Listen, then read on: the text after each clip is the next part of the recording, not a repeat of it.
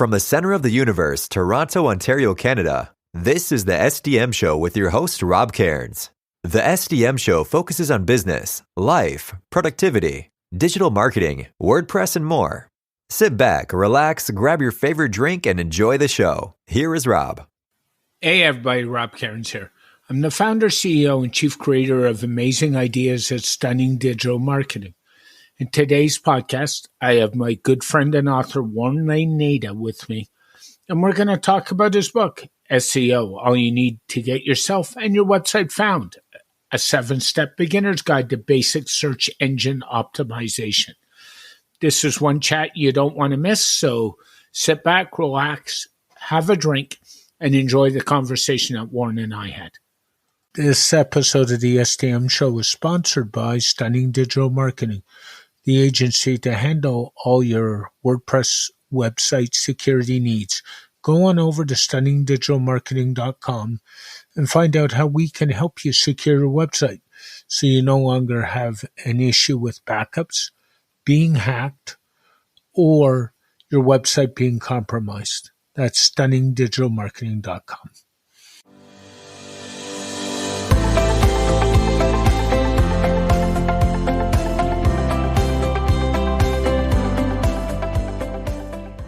Hey everybody, Rob Cairns here.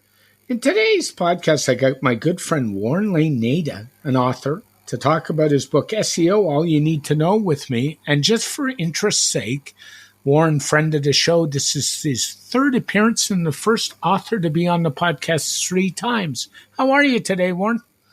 Hello, Rob. I'm doing very well, thank you. And I am clutching my 3-time author trophy in my hand, and I really appreciate that. Yeah, it's great to have you back. So I thought we'd jump on and talk about your latest book. I told you I would. I finally got finished reading it. So that is a good thing. I always do read. I said to a friend of mine, Jeff Brown, who's an educator like you, and he teaches like you, and he teaches things like workplace education in Nova Scotia. You got to get this book because it's written from somebody who is used to educating, as I know you teach. And I said to Jeff, you'll resonate with it because Warren is an amazing teacher. Thank you. You're welcome. And it's well-deserved. So SEO, and you go on, the prefix to the book is a 7-step guide for beginners, and it's available on Amazon and Kindle, so you can get it there. SEO is dead. SEO can't be done. SEO is only for the big boys, the Amazons of the world. What do you think about that? Oh, that's a very good question. It's a very good question. You should have sent me this question first. I think, there are different aspects to this. There is the SEO, which I think a lot of us chase after. And it might be good exercise, but I think, at some level, being found in a search engine, that trophy is already being won by Google. Or if you're talking about being found and on social media, which is off page, which is a huge part of SEO. Again, that award has already been won by the social media platforms. And then there's the SEO that I think all of us have always been pursuing, in that we try to get people to find our websites for no other reason than because we want to make a sale or have people connect with us. And I think these two goals have really sort of merged into one overarching goal, and that makes it very difficult to really understand, why we pursue being found, which is always, I think, and I bring this up right at the beginning of all of my classes, that, confuses, infuriates, and in some respects disheartens a lot of my students. They go, "Oh, so what do we do?" Yeah, that's a really good point, and it's so true. I think, I was thinking about SEO coming into this conversation today, and I had an email from our friends up at Google, because those who may or may not know, the old Google My Business Page app is decommissioned as of today, so you can't use it. Yes. And it's now called Google Business Profiles and done through Yes. Google Maps. And I thought we'd kind of start there, because I think Google Business Profiles is one of the things that many small businesses miss in their SEO strategy. And it's free and it's easy to do. Yeah. It just takes a little bit of time, and it matters for search. Yeah. Your thoughts? Yeah.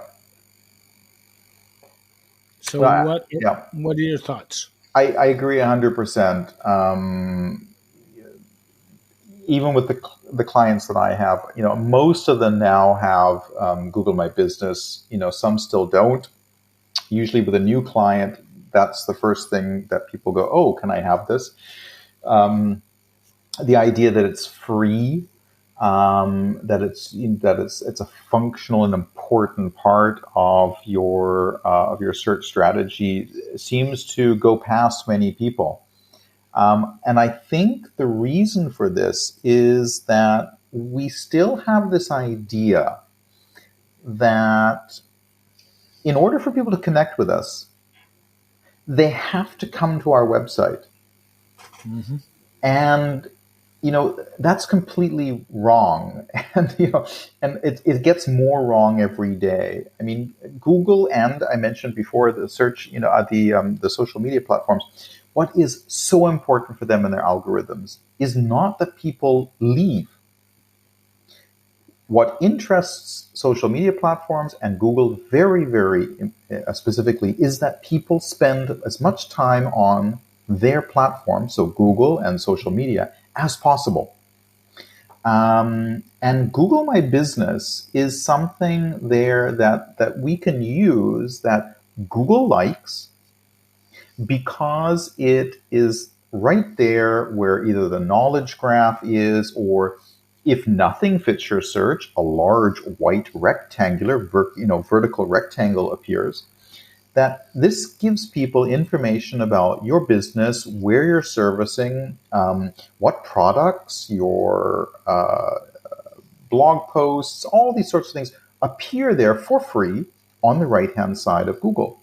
And the more time that people spend looking at this business information and then going no other place other than making a call, reading more about the product, this is for Google a very important and beneficial, time on page.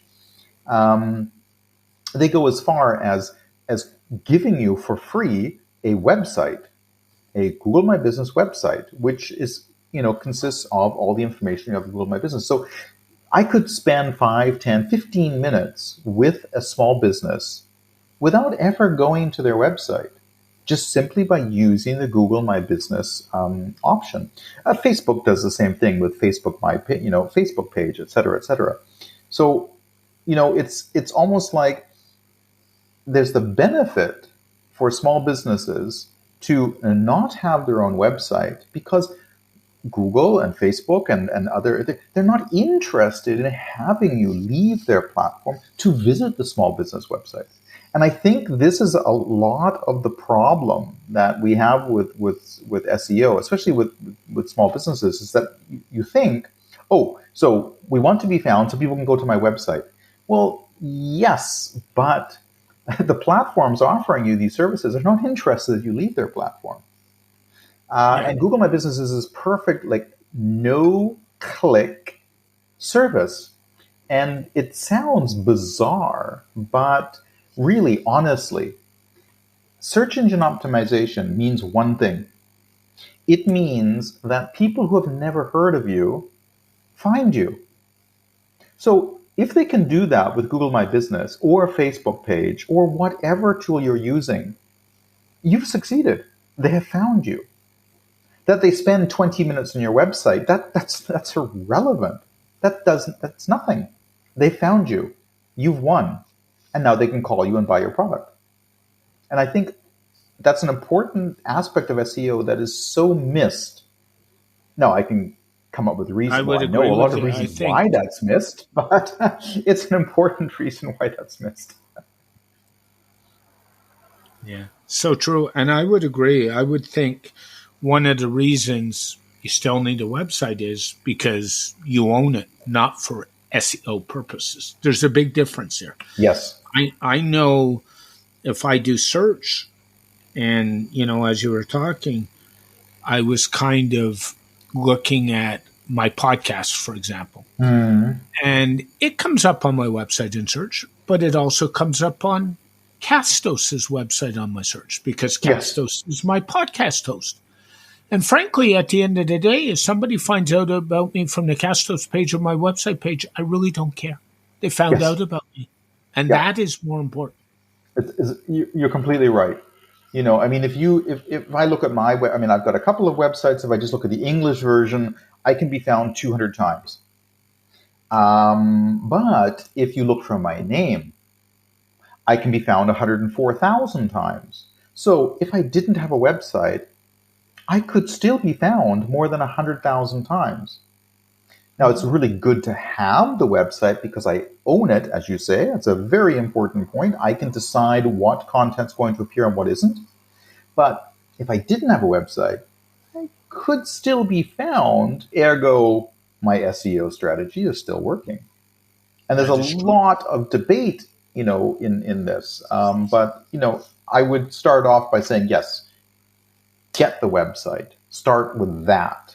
But at some point, you might not need to sweat the website.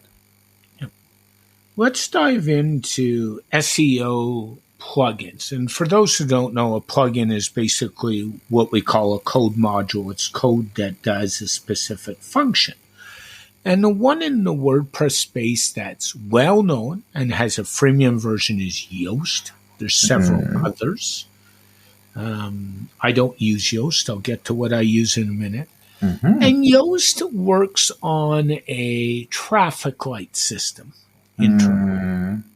And I actually wish they would take that traffic light system out because it is possible to game Yoast so that you have all green traffic lights and not to be getting the right SEO traffic to your website that you want.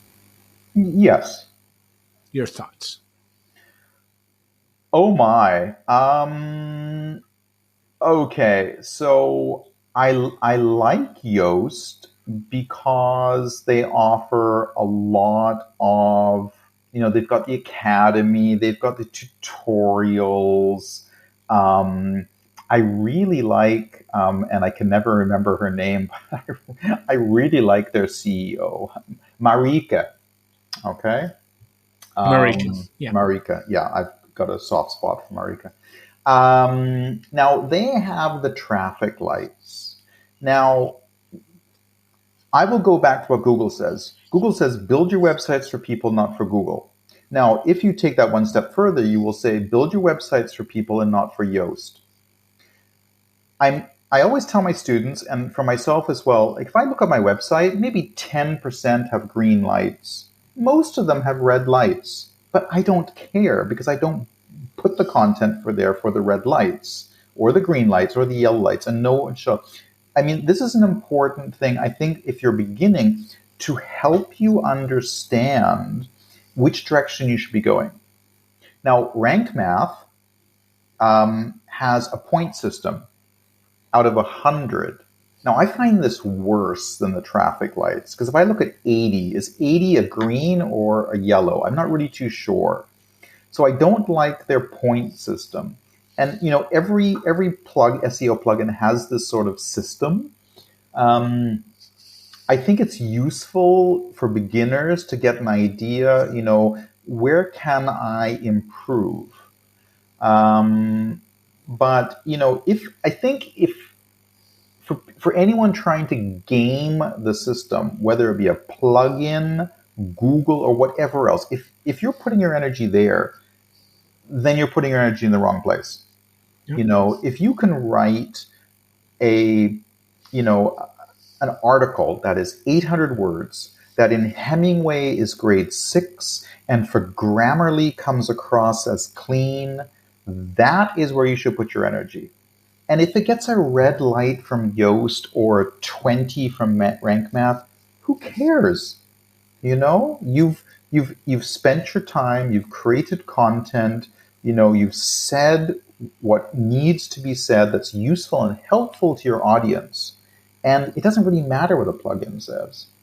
Yeah, I would agree. But yeah, I would wholeheartedly agree with that. One of the things in the book you talked about was landing pages. Oh yeah, and thank you pages. And I want to go there because I think landing pages are some of the most misunderstood things. Mm. So personally, when I design landing pages, I actually strip all the headers off. Yes. I strip all the footers off. Mm-hmm. I strip all the logos off. Yeah. And I only have one call to action, and I can almost guarantee that button is either going to be red or blue with white on it. Mm-hmm. There's some discussion on which is better from an appealing standpoint, so I tend to switch the two. I like orange. However, why does that not surprise me? But I don't know. But the point is, too many people leave landing pages with too many choices. Yeah. So that's the first thing. Yeah. And then when you opt into whatever you're opting into on the landing page, they go to a thank you page and it says, thank you for opting in. Yeah. Folks, please don't do that. That is the biggest miss opportunity on your whole website. Things like, I really appreciate you opting in. Your free content will be delivered to you. And by the way, while you're waiting, you might want to check out this podcast or this blog post or this product or this. Use that thank you page as an opportunity to market to the person who just opted in. How do you feel about that? Yes, I mean, landing pages are very misunderstood. For me, a landing page is an elevator speech. You have your pitch, you have your value statement, you know, and there's no distraction. You know, your landing page, you have to sort of assume that someone's going to spend 20 seconds there. And if you haven't got a conversion, then you need to fix this landing page. And this is why it's the only thing that I actually focus on. I mean, I have 7 steps and I have 7 chapters. And in step 2, I actually have a focus, and that focus is landing pages because I think it's very, very important. Now, as Bridget Willard, who I have to keep coming back to, I don't know. Obviously, I have a thing for Bridget. As Bridget, you know, hammered into me, and I put this in my book, landing pages and thank you pages are like peanut butter and jelly. She's right. It's very, very important, and they should be unique. So if you have 6 different landing pages, you should have 6 different thank you pages. Yes. There's no space for generic, as you say, thank you very much for doing what you just did. You know, it's like, oh, thank you. What a waste of an opportunity. So this is important, not just for, you know, you've got the person, they've just clicked. Don't insult them.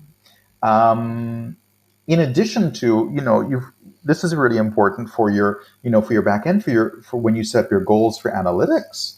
You know, I mean, this is so important, and most people don't get that, and I don't know why.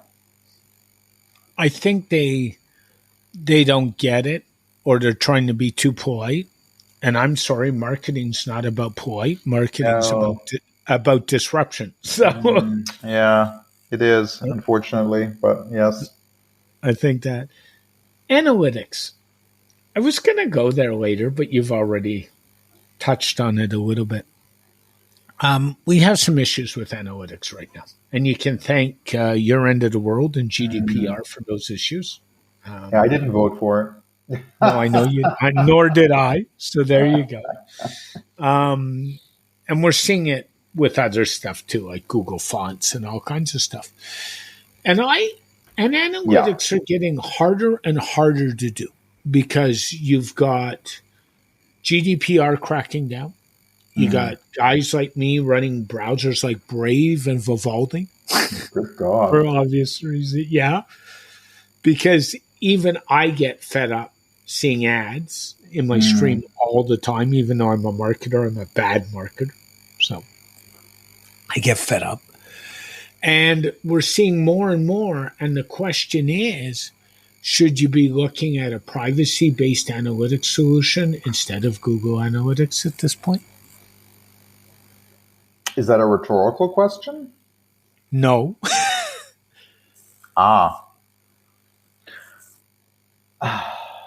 Well, I teach a class in Matomo, which as well as Google Analytics, among other things. And Matomo is what Piwik used to be called. Okay. Piwik pushes itself as the data protection friendly analytics. But my experience with them would lead me to believe that they are far from data protection friendly. I've been doing Google Analytics for clients and for my own websites for over 10 years. And one of the things that always bothered me in Google Analytics was it is not possible for me to draw a user profile. I would always have to be guessing. I cannot, in Google Analytics, identify specific users and what they're doing. I can see this very clearly in Matomo. Okay. Now, how then can that be a more data protection friendly system? It's also price prohibitive. It's cost prohibitive. It's extremely expensive for what you get. And Google Analytics is free, but yeah, I don't know. I'm not convinced at all about the entire data protection process or idea to begin with. And, if we go anywhere where we're supposed to be going in 2023 or 2024, where we're getting rid of third-party cookies and moving into tokens, then I think it's a moot point. And just a lot of money spent to do whatever we're spending this money on. I agree with you to a big degree. I think the issue is how we're handling third-party tokens and cookies versus the analytics. I would agree with you. And by the way, it's worth mentioning the biggest cookie of them all is that Visa card or MasterCard or American Express card that you're carrying in your wallet. If you're really concerned about privacy, get rid of your credit card. I don't want to anger anyone, but for me, it's the same as recycling. Yeah. This keeps us busy and solves our conscience so that we can ignore larger problems. But, we are a lot closer to Echo Armageddon than washing out our yogurt containers. And we crossed the line a long time ago to, data protection. Then now we have a cookie plugin and we're safe. This is complete and utter nonsense. Sorry. It is, and I have to tell you, being in North America, I don't have the standard cookie acceptance on the bottom of my website because being in Canada legally, I don't need it, and I don't care. Well. One moment, please. Oh no, you do not need it as long as you can, and technically, you would need to be able to prove that you have no visitors coming from the EU to your website and dropping personalized information. And by that, I mean a name and an email together in the same data set. Yep. If you can do that, then you're free. If you can't, you're not. Yeah. But honestly, it's gotten to the point where nobody reads those things anyway. They don't, but ignorance is no defense, I believe. So my argument has always been you're on the internet, so deal with it. That's my argument as well. Yeah, if you're on the internet, then you accept it. But I'm sure in a court of law, some thank you. smart aleck might decide otherwise. So let's move on to, you spend a big time in the book talking about photos. And really need to talk about, you did. You talked about photos and alt tags on photos. Oh, yes. From an SEO perspective. And I just did an audit for a client who had 5,000 photos on his website. Okay. How many alt tags do you think were filled in those 5,000 photos? 12. I'll give you a hint. 0. 0. Okay. So 12 I was a little high on. Okay. Yes, you were. But you get the point. And it's like, folks, you got to start to fill in tags. And little secret here. You talk about naming your files properly, which I wholeheartedly agree with. Oh, yes.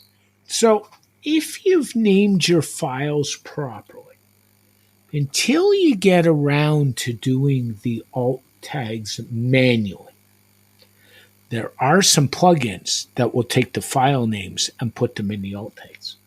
But that's not the same. No, I know. But it's better. It's better than nothing. You are better. Yes. But you gotta learn to name your photos, and not just on,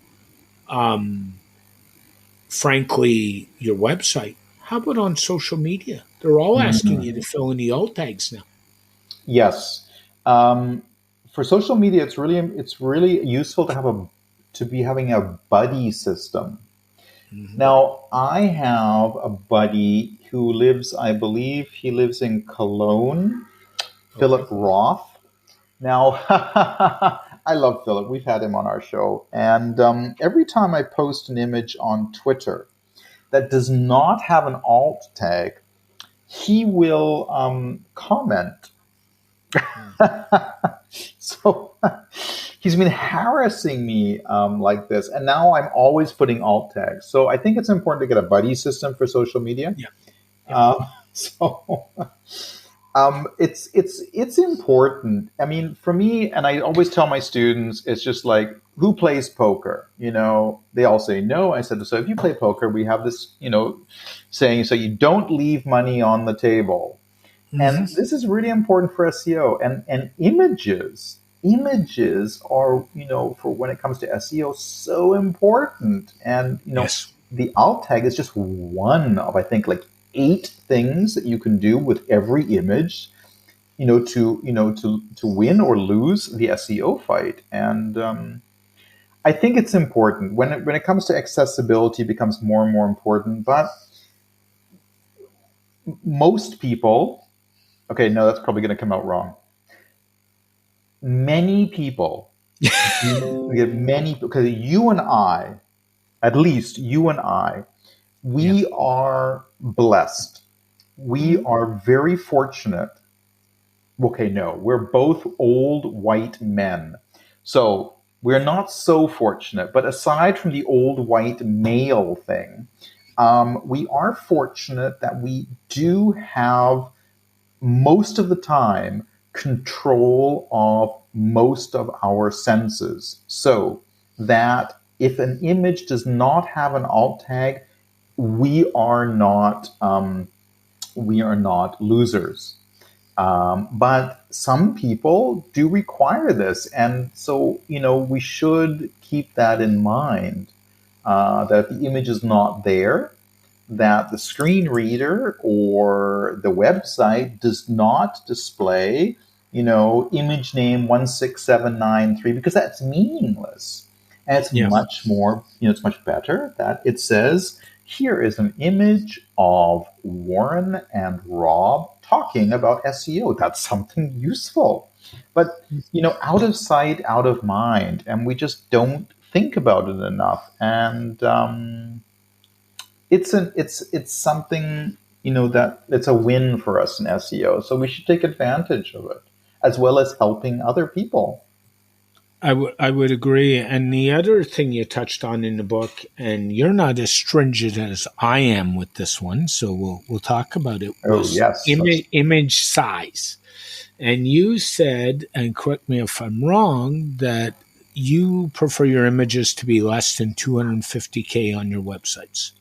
I go one step further. I want mine to be less than 100 and around 100K, 120K. I go that far. And the point in check to this, really? I go that far for a long time. And the point in check is, if you look at your media sites, your BBCs, your Toronto Star in Toronto, CNN, CTV, National News in Canada, their images are all small if you ever look at them. Yes. And the big reason for this is we're not doing this for print. We're doing this for the web. Yeah. And it's one of the biggest things. Now, my argument is, if you are an artist or if you are a model, maybe you want to break those rules because your reason for posting those images are different. Yeah. But for most people, try and keep the images a little smaller and in size, because frankly, if you're not posting them so somebody can download them and blow them up. Yes. No, that's a good point. I mean, I guess that's probably the teacher in me, because, after saying you have to do this, and this, I try to give it a little bit of leeway, but always with the caveat that you can do this, but then when you run your website through web dev or page insights or whatever it is, if you see that you are still not in the green light of 90 out of 100, then you know what you're going to have to do. You're probably going to have to make your images smaller. Yep. So, I mean, on mine, I am, I guess, fortunate enough in a few of the websites that I'm able to get into the green with the larger with the larger images. But you have a very good point. I guess it depends on the size of the images. If you've got the big background images, it depends. It depends on what the function of the image is supposed to be. Yeah, I would agree. I would agree with you, and I would say, just use some common sense. We don't need 2 meg images on a website. We just don't need them. Please don't. Yeah, no. That's something that Bridget and I always talk about. We have a client together at the moment, and she'll put up an image, and I'll go, as I've got this picture, as I've got the site on my mobile, the picture is forming in lines slowly. Yeah. This tells me the image is too large. And then it'd be like, oh, right, yes. So, definitely. I would agree. And since we're talking a little bit about sizing, and we know sizing impacts speed, I'm going to jump into a pile of controversy in the WordPress world because I like to do that once in a while. Oh, right. Yes. Page speed matters for SEO. We all know that. Yeah. And the argument going on right now, and I think I've proved it with a use case last year, about a year ago, is page builders add bloat to Oh, yes. websites. Sorry. Yeah. Yes. I wrote an article about that. Yes. I completely agree with you, Rob. Page builders are bloat. And what I would tell you is, and I'm going to get people that are going to send me hate mail the minute I say it and say, here I go again. Gutenberg and Gutenberg blocks don't add the same bloat as page builders to a website. I completely agree. They do not. So the use case here is, if you remember last September, so almost a year ago, I started moving my agency website to blocks. And as Brian Gardner will tell you, I'm insane because I moved it on a live site. And my block stack, I know, oh my God. My block stack is Cadence theme, Cadence blocks, with a neat little product out there called Editor Plus by Extendify, and I'll get to that. And what I saw when I finally flipped the theme in November, like this was a 4-month job, that I increased my page speed score by 15 points on the same web host. I went from 84 to 99 overnight when this was done. Okay. And I can attribute that to, like, all the images were already in check with where they needed to be, but I attribute that to Page Builder Book. Yeah. Very true. And I think this is one of the most compelling reasons why WordPress devs should get their head out of the sand, some of them, and start saying, well, we'll use Beaver Builder because we've always used Beaver Builder. I think that's a really bad response. I think the response should be, we'll keep using Beaver Builder, but maybe we should be investigating blocks in the background because they'll make our websites faster and speed matters. Yeah. Do you want to share a little bit around that and what you do? I built over 300 websites since I started making websites. One of those uses a page builder. And it's an Elementor because the client insisted to use Elementor. I'm not happy with it, but they're paying the bill. The other 300 and some odd do not have page builders. They don't need page builders and never will need page builders. I think that, and I've built websites since the middle 90s. So long before Dreamweaver, long before WordPress, long before any CMS. Large websites for large companies, Sony Pictures, Paramount, banking websites, all of these websites worked without page builders, without content management systems. They were successful. Yeah. The websites that I have now, very, very large enterprise ones might be in Drupal. Otherwise, they're all in WordPress, and none of them require page builders. WordPress is incredibly functional and beautiful out of the box. Now, I was very upset when Gutenberg came out because I, was able to do everything I wanted without these blocks.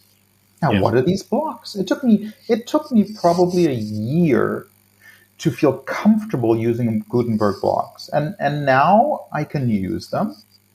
I think they are more than enough. For most of my newer clients, so clients over the last 6 months, and for the WordPress courses I teach, SEO courses I teach, etc., and for my own websites, now I'm really favoring Native as a theme. And if I take websites that are using a page builder or some, blown up theme and take it out and move into Neva, I am seeing page speed changes from the low 30s to the high 80s simply by getting out of these systems and putting them into a very simple theme. Yeah, If I you've got agree. WordPress and Gutenberg, you have a page builder. You do? I do not understand the necessity to place a page builder on top of a page builder, other than you are, trying. I really, I can't think. I mean, I can think of a lot of reasons, but none of them are politically correct. So I'm not going to go into them, but I don't understand why you would do this. Other than, and it's quite fair. I mean, I've been building websites for, almost 30 years.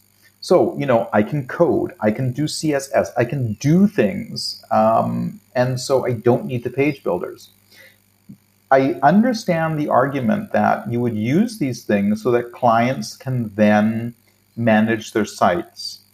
However, after over 300 websites, I have yet to find a client that actually does manage their own site, other than perhaps content.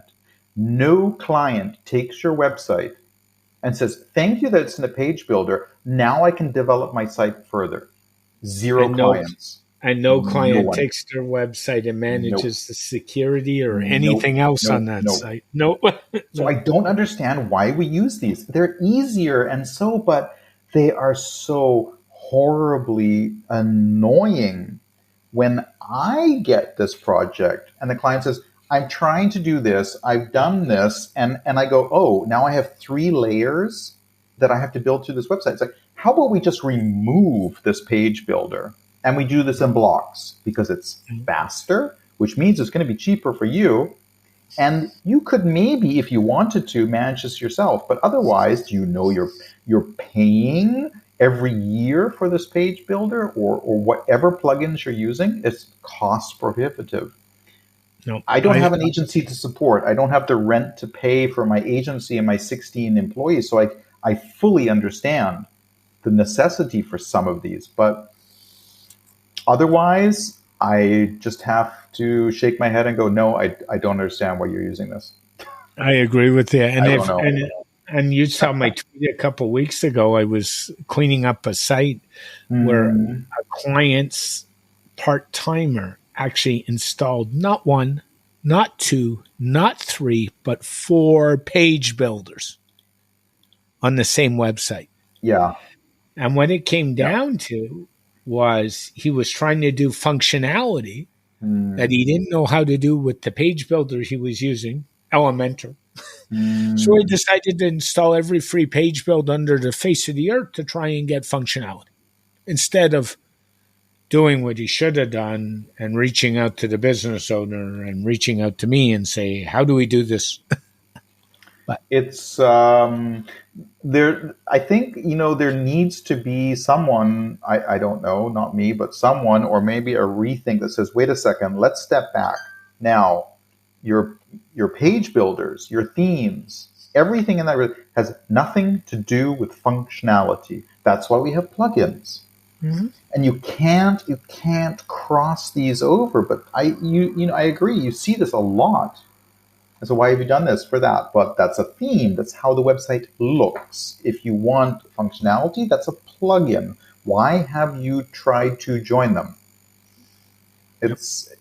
Though I have the same problem with websites that use plugins for things like, MailChimp, Google Analytics, any of these sorts of things. These are standalone systems. Why are you asking your website to perform these functions? You're slowing down your website. You're making this more complicated. But I don't know. Maybe it's the new thing of everything in one box or everything under one roof. But it's not very effective or efficient. It's not very efficient. And eventually, the machine that is more complicated, if it breaks, there's less people can fix it. And I want my clients to be able to fix these things. I don't want to have to step in and go, good God, I can't fix this. Let's just relaunch your website, because it's going to cost you twice the price to fix it. Yep. So true. So that's an impact on speed. And then the Yes. other big impact on speed that nobody ever talks about is their web host. And So I hate, important. I hate to tell people your web host is your partner in your game, not a company you buy services from. And when you start treating it like a partner in your business, it gets better.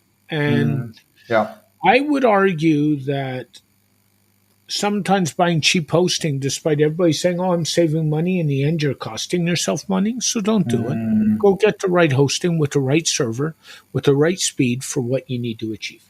Yeah. Yeah. That's I agree. that's kind of one of my qualms in that space. Now, in terms of SEO, we've talked about a whole pile of stuff, and like, go get the book. Please go read it, especially if you Please read don't it. Yeah. understand it. It's a good read. It's, as I said, it's not a heavy read. What's your couple big wins that people should do really quickly? What they should do really quickly. Mm-hmm. For SEO, well, I think, the first thing is they should see if their website is indexed, and if it is, what pages are indexed. We have this misconception that crawling and indexing are the same thing, but they're not. Google might have crawled your website, but it doesn't mean that all the pages are actually indexed. So I think probably the very first important thing is to make sure that you are connected in some way to the Google Search Console with your sitemap. This will give you incredible amount of information, and it will keep you honest regards to your sitemap. That's probably the first thing that's very, very important.